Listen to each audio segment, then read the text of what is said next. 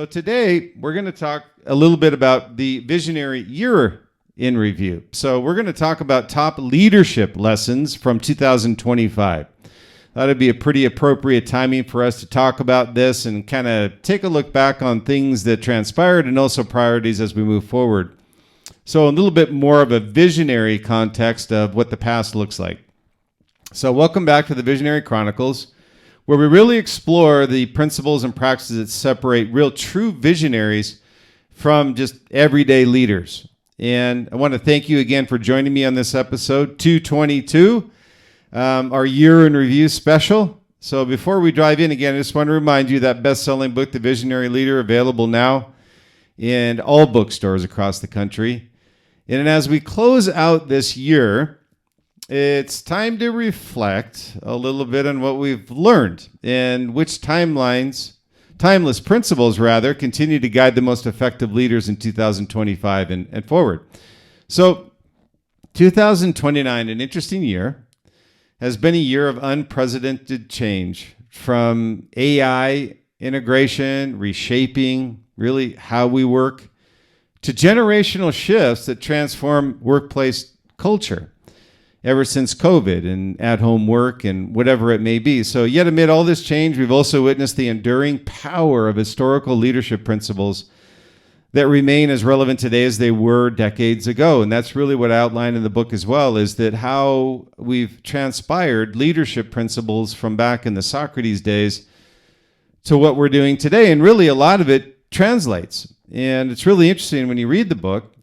Some of the comments I get is most people are expecting me to have just profiled current everyday visionary leaders. And I find that the ones that I get the most compliments on, the ones that get the most feedback, are the ones from decades ago, or centuries ago in this case. So all the way back to Socrates, Jesus, Alexander the Great, Gandhi, Lincoln, all the way up to Steve Jobs. And they're just so few and far between when you truly look at visionaries and what they've accomplished and what the overall impact that they had on our world is the other thing that I looked at. Martin Luther King was a great profile as well. Madame Curie. And I just did a episode, actually, just a quick FYI, on Marie Curie, and it was one of the most popular podcasts that I've had, which was quite intriguing to me. Not that I didn't appreciate it, but the fact that I got so many comments on that, just profiling someone that not a lot of people have heard about, but we're very intrigued to hear about all the accomplishments that she did in her lifetime, which were incredible. And she's profiled in the book along with Amelia Earhart. So today we'll explore some of the best leadership, what I call lessons from 2025, and connect them with some timeless wisdom from history that today's most successful leaders had adopted for modern era. And the leadership, so let's just take a look at this, what I call this leadership landscape of 2025. So let's start with where we're at right now. I thought that would be a good place to start. So the pace of change and the incredible pace of change that's happened has increased. Actually, studies show 183% in the last 4 years. Think about that. Our world is moving nearly twice as fast as it did in 2021. So more than 80%, another study showed, 80% of today's employees report feeling overwhelmed, burnt out, and stressed due to the volume of change they're facing. Now, interesting to hear the context of this. It isn't so much the work itself isn't what is really burning them out. It's, listen to these words, it's the volume of change they're facing. So these are the things that they have to deal with on a day-to-day basis that are adapted for their work to make them more efficient or more effective. But perhaps the most surprising trend of 2025 I found has been this. As we speed toward a future shaped really by AI and automation, the most important leadership skill isn't technical prowess, as most people may think. It's the ability to forge genuine human connections. That's an interesting thing that I loved when I looked at getting prepped for this podcast, was what are the things that are changing? You know, what are leaders doing? What are leaders finding most valuable? What are team members finding most valuable? So again, the most surprising trend that I saw was that as we speed towards the future, shaped by all this automation and AI people are worried about, the actual most anchoring principle that goes all the way back to the principles of Socrates and Aristotle to Alexander the Great, it's the ability to forge genuine human connections, not technical prowess. You can hire that. You can't hire people that can forge genuine human connections and make people more effective, more efficient, and drive a passion with a vision. Leaders who manage hybrid and remote teams are 2.5 times more likely to be prepared to foster connection and inclusion among employees. That's another interesting statistic when you look at it. So they excel by constantly asking about their employees' well-being. Not enough people do that. And it's a very simple thing to do. Hey, Joe, how are you doing today? Hey, Judy, how are you doing today? It's a simple question, but very powerful and impactful when you look at managing your team. Trust behaviors that strengthen loyalty and build high-performing teams. These are the things that are different in what we're living in today in 2025. And I wanted to do this podcast because I wanted leaders to understand, I've talked to so many leaders, so many hundreds of leaders. And what I always hear is, I'm so afraid of AI coming that I'm falling behind. Well, when you look at, the question should actually be, as a leader, are you falling behind in your technical prowess, or are you falling behind in your ability to forge relationships with people? I would be more concerned if the latter was true. So I want to make sure you understand that although keeping up with technical prowess is important, it's not as important as the historic leadership principle of forging genuine connections with people. They excel by consistently asking about their employees' well-being and maintaining trust behaviors that strengthen loyalty in high-performing teams. That's just what it is. That's the end game. So when I look at this, in 2025, I wanted to give you some information on things that are happening in 2029 and going forward so you can be prepared for it. So I've got 5 critical leadership trends from 2025 that we're seeing today. And the first is that everybody's talking about is AI integration with human oversight. And I'll give you some information here so you can get a little bit of a reality check as to where that's at today. Most global CEOs, as a matter of fact, 71% of them, and senior executives, 78% of them, now believe AI will bolster their value over the next 3 years. But the leaders that are succeeding with AI aren't the ones who know the most about algorithms. They're the ones who understand how to integrate technology while keeping the human element central. Basically, what it means is they're flipping it on its head going, this is going to make those employees, team members, community around me more effective, and as a result, I benefit. So it isn't that these leaders are saying, he or she are saying, that AI is going to get me there and me benefit directly from that, but I benefit through others that I make more efficient, more effective through AI. CEOs who drive technological transformation achieved 8.7% annual revenue growth compared to 3.2% for those with lower scores. So the difference isn't the technology itself. It's how leaders manage the human side of this transformation. So never lose sight of that AI integration with human oversight strategy. The second is there's really an agile and adaptive leadership going on. So what this means is the best leaders cultivate a culture where agility and experimentation are really essential to the organization's success, and they recognize this. Learning agility and curiosity are top priorities for the 2025 most admired companies while hiring for leadership roles. Again, learning agility and curiosity are the top priorities for the 2025 world's most admired companies when hiring for leadership roles. Do you do that? Or do you just look at a resume, they fit the technological, functional skill sets of what I'm looking for versus are they curious? Do they have the ability to adapt? Learning agility. This means champion data-driven decisions while being willing to pivot when the data changes. It means eliminating obstacles rather than creating bureaucracy. It means connecting the dots between different functions vital to innovation. So stay flexible and adapt. The third is human-centered leadership. And you're really going to see this in 2025 because of the stress factor of your team members. The leaders are concerned about it, and they want to make sure that this is front and center, this human-centered leadership, because they know AI is the future, but it's the human-centered leadership that's going to make it effective and productive for them in order to achieve their ROI. So empathy, emotional intelligence, and employee well-being are now business critical. Not essentials, critical.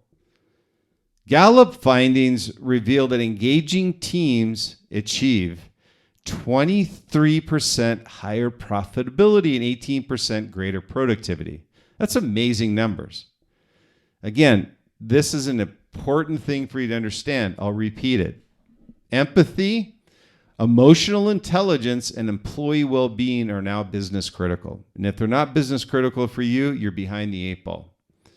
Gallup's findings reveal that engaged teams achieve 23% higher profitability and 18% greater productivity. So companies that prioritize human-centered relationships in leadership aren't just doing the right thing, they're dramatically outperforming their competitors as a result. However, what you'll find is something that's somewhat concerning is the reality emerges is that 72% of leaders feel used up at the end of the day. And I talked about that in my last podcast when we talked about the ability to keep your passion, to keep your energy. It's critical to leadership success. And that 72% of leaders that feel used up at the end of the day is a 12% increase from 2020. The reason for that is because leaders now have to identify human-centered leadership. That's personal and professional. So now they're effectively doubling their emotional intelligence. And as a result, your brain gets tired. Prioritizing well-being isn't just about your team. It's about you, your family, your relationships. So you want to make sure that wherever you can, relax with your family, get away from your team, and make sure that you watch out for your well-being because you're going to need that as you move forward. This is where this industry and your industry is going. Number 4 is navigating generational diversity, I call it. And what this is when you identify that there's 4 million baby boomers reaching retirement in 2025, the wave of experience and wisdom walking out the company doors is really unprecedented. We've never seen it before. This is what they call the silver tsunami. It means succession planning can't be limited to C-suites anymore. The visionary leaders of 2025 are building talent from the bottom up. They're engaging teams at higher levels, inspiring innovation at lower levels, and creating stronger leadership pipelines as a result. They're also modeling inclusivity and empathy to bridge generational gaps and harness this unique strengths these generations bring to the table. So you need to ensure that at all levels of your company, you're engaging with people. You're passionate around the vision for the company and everybody knows it. That you communicate openly, you authentically drive your vision into the bloodlines of your company, and you ensure that you're doing it authentically. And number 5 is communication as culture. And what I mean by this is most effective leaders for 2025 aren't just communicating more, they're communicating better. You've seen leaders where they come out and they have their sales meeting, the quarterly updates, and it's really a canned presentation, bullet pointed out, and they leave the door. So they're making an implicit and explicit having boundary dialogues with team members and creating psychological safety around those boundaries. where people can speak truth and have power over what they say. So strong culture requires strong communication skills and back and forth, vice versa, right? So you want to make sure of that. And so I also looked at some of these timeless principles I talked about earlier, where a lot of people think with AI happening, do I need to stay ahead of that AI curve? Yes, you do, but on a general level. You more importantly need to stay in front of this human-centered relationship with communication as a culture builder. So what I say is these timeless principles, what history really teaches us to today's leaders is, while 2025 brought a lot of new challenges, the most successful leaders we found aren't abandoning historical wisdom, they're adapting it. So meaning that they're adapting the knowledge of Socrates, Aristotle, Lincoln, Martin Luther King, Andrew Carnegie, John D. Rockefeller, these principles and their modern applications are being adapted to everyday life. And what are these principles? So what they are is, first, the power of resilient leadership is historically been in all visionaries. So as I wrote my book, these are all principles that every visionary I profile in my book had, but they're being adapted to current everyday leaders in the world we live in 2025 and beyond. And the first, again, is the power of resiliency, the resilient leadership. And Winston Churchill epitomized unwavering resolve during World War II. And if you haven't read any of the books on Winston Churchill, I would highly encourage you to do that. Read an autobiography on him. He was an amazing individual that faced unbelievable challenges during World War II. He rallied a nation under siege day after day by the Germans. Today's leaders face different battles, though. They're really market disruption, organizational transformation, global uncertainty. But the principle really remains the same of resiliency. So what does this present day application look like? The leaders thriving in 2025 rapid change environment aren't the ones who never fail. They're the ones who bounce back quickly from those failures, learn from their setbacks, and maintain steady confidence that reassures their teams. They steady the boat in storms. So you need to be a resilient leader. Then the second principle in 2025 is visionary thinking with strategic action. It isn't pie in the sky thinking that doesn't have a practical application. You need to have the vision and the strategy around that action and that idea to commercialize it. And one person I also profile in the book is Mahatma Gandhi. And he led India to independence through nonviolent protests. Think about that. All the people that he had and all the people that followed him, Mahatma Gandhi, through nonviolent protests. That's really a lesson we can learn today in our environment we live in, proving that enduring change could be enacted through peaceful means. And Nelson Mandela captured this perfectly when he said, vision without action is just a dream. Martin Luther King demonstrated the power of visionary leader by inspiring millions with his dream of equality. So there's aspirational thinking through visionaries that have strategic actions and plans around it. So you don't have to be a Martin Luther King or a Mahatma Gandhi or Nelson Mandela, but you can use them for inspiration in your day-to-day leadership. The next is adaptability versus survival strategy. So many leaders have felt that they need to be in survival strategy without adapting. And COVID was a perfect case of that. You needed to adapt, not go through the survival strategy. Charles Darwin taught us that it isn't necessarily the strongest or most intelligent who survive, but those most responsive to change. It's a beautiful direction when you look at this adaptability versus survival strategy. And, what does it look like in present day application? Executives foster cultures of innovation within their organization, cultures of risk-taking, cultures of power to fail, encouraging teams to test new ideas and approaches without the fear of being fired, creating adaptable businesses ready to capitalize on opportunities or weather unexpected challenges. Be prepared for the storms that are coming.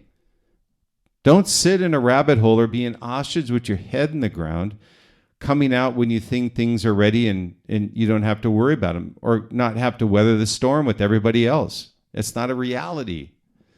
The next is communication that inspires action.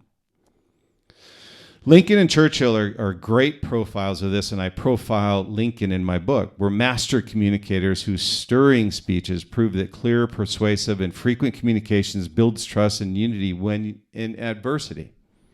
In this case, in wars. You don't have to be in a war to be an effective communicator. Communicate your vision effectively, identify the challenges that you face, and the journey that's about to come and how you're going to get to your destination. And what is a practical, I love doing this, a practical exercise on how to apply that communication with action. So imagine you're about to take a 6-month sabbatical with no contact with your work team. What I want you to do is create a 1-page memo listing the principles and metrics that should guide their decisions in your absence. What values will you prioritize? How will your team know if your work is consistent with these values? The exercise really forces you to clarify something every great communicator possesses. So just think about that. It's a great exercise. And I put that up on the whiteboard when I talk to teams and leaders on our what we call our one-to-one advisory sessions with Liquid Mind. And the next is you need to lead by example and moral authority. Gandhi's approach was one of moral authority and steadfast commitment to justice. In addition to Gandhi, I also profile Madame Curie, also Amelia Earhart, Eleanor Roosevelt's work on the Universal Declaration of Human Rights demonstrated that ethical leadership can create lasting impacts that really move beyond organizational boundaries. So all of these great inspirational leaders from the past are still adapted to 2025's leaders of today. They utilize all these principles and adapt them to ensure their success with their teams, brands, companies, services, or whatever it may be. And what does this present-day application look like to lead by example and moral authority? So I'll give you some information here to think about. Business units with highly engaged employees demonstrate 41% fewer quality defects, 37% less absenteeism, and 27% increase in productivity. This is the business case for ethical, people-centered leadership. And the numbers are behind you. But there are some, let's just say, critical warnings from history. History provides this not inspiration, but also important warnings that remain relevant today as well. Beware of your professional blind spots. The way your profession can subtly warp your judgment over time. Leaders can come up with, through finance, may see every problem as a numbers issue. Those who from sales may think everybody needs a pitch.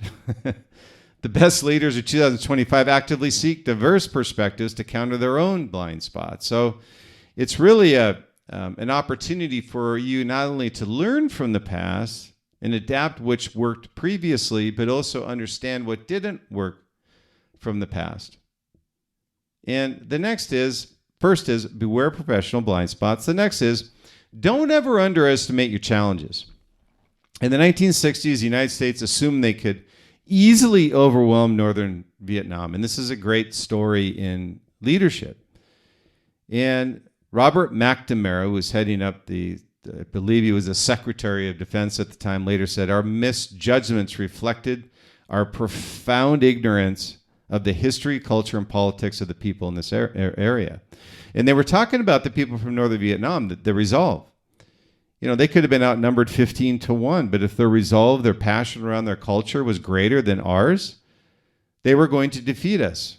So whether it's a market you're entering or a transformation you're leading, never assume it'll be easy. And how do you remember your humanity from something like this? In ancient Rome, when a successful leader enjoyed a triumphal march, a slave stood behind him and whispered, Remember you are human. think, think of some leaders today that, could have this slave behind them saying, remember you are human. So again, this is in ancient Rome. It says, remember humanity was the point here, is that in ancient Rome, when a successful leader enjoyed a triumphal march, a slave stood behind him and whispered, remember you are human. That's such a great story, but it's really tragic. Success can breed ignorance. The leaders who sustain success over time are those who remain humble. I talk about remaining humble all the time, giving credit to others and surrounding themselves with people who tell them hard truths and feel comfortable doing it, that they won't be lambasted or fired for it. So, having said all this for 2025, let me give you as best I can, this leadership roadmap for the future. How do you take all this and apply it to your own leadership? And what I'm going to do is give you, not 20 or 10 or 15, whatever it may be. I'd like to give you just 5 really core principles of this roadmap for the future. The first is, first and foremost, and I think it's probably the most important, is you want to build genuine connections, because that's going to be super important. And remember, when people talk about this new friendships or whatever it may be team members, it may be your family, your children, whatever it happens to be, make time for real conversations. Put the phone down. Make sure that when you're talking to those, give them 110% of your attention. Start with authentic interest in your team members and individuals, not just as role fillers. That's the first thing. The second thing is, I want you to embrace continuous learning. Block time. I can't tell you how effective this is from different books that I've read, Brian Tracy, Think and Grow Rich, Napoleon Hill, all the different great authors who have put this practical application to work and have succeeded beyond imagination. So make sure that you're embracing continuous learning. The best way to do this, and what I hear, and I'm sure I'm going to hear from a majority of you, is, I don't have time for learning. My day is booked. Well, what you need to do is you need to block time. Block time for your emails, block time for learning. If you don't learn, you'll be run over by a train, and somebody in that train will be one of your competitors, ensured that they will have learned when you didn't. So ask yourself weekly, what did I learn, number 1? What assumption did I challenge, number 2? What new perspective did I gain from this, number 3? Number 3 is communicate with clarity and emotion. Don't be a robot. Facts inform, but stories inspire. Craft messages that connect both intellectually and emotionally. Number 4 is you want to lead ethically in the AI age. As you integrate new technologies, ask this. How does this impact employees? What are the unintended consequences as a result of that? Be empathetic. This is a tough thing for a lot of people. Like I said, you go back to the stat I gave you earlier about CEOs and leaders. It wasn't the overwhelming amount of work. It was the overwhelming amount of emotional intelligence that was draining them. So what are the intended consequences? Are we solving the right problems? And last is you want to build resilience. With 72% of the leaders feeling burnt out today, well-being isn't optional for you. Model self-care. Make sure you take care of yourself. Exercise. Keep your health. Make sure you're going out laughing, joking. Be with your family and your friends. Celebrate small wins with your team. Resilience is built in how you approach everyday challenges. So take these to heart, because this will be part of your leadership profile moving forward, hopefully. Building genuine connections, embracing continuous learning, communicating with clarity and emotion, leading ethically in the AI age, and building resilience. So I always say on these closing thoughts, so as we look toward the future, remember this. The challenges of 2026 will be different from 2025, that's for sure. But the core principles, resilience, vision, adaptability, communication, ethical action, these remain constant. That's what I want you to learn from 2025 is, I'm sure the expectation was me giving you all of these great things that happened in 2025. My intention was to have you understand the core principles that don't change as a leader. The best leaders of 2025 haven't chosen between being technologically savvy and being human-centered between moving fast and building deep relationships between historical wisdom and modern innovation. They've done both. That integration, that ability to hold multiple truths simultaneously, that's what defines visionary leadership in the years ahead. Make sure that you have this defined. Your leadership journey isn't just about your own success. Understand that. It's about enabling the success of everyone you have the privilege to lead or to meet. So again, hopefully these tips have given you a little bit of an insight into take a deep breath. Principles don't change. You can go all the way back to Socrates and you'll read in the Visionary Leader. The great leaders of today learn from the visionary leaders of the past. And these principles don't change. So thank you for joining me today, this year in review.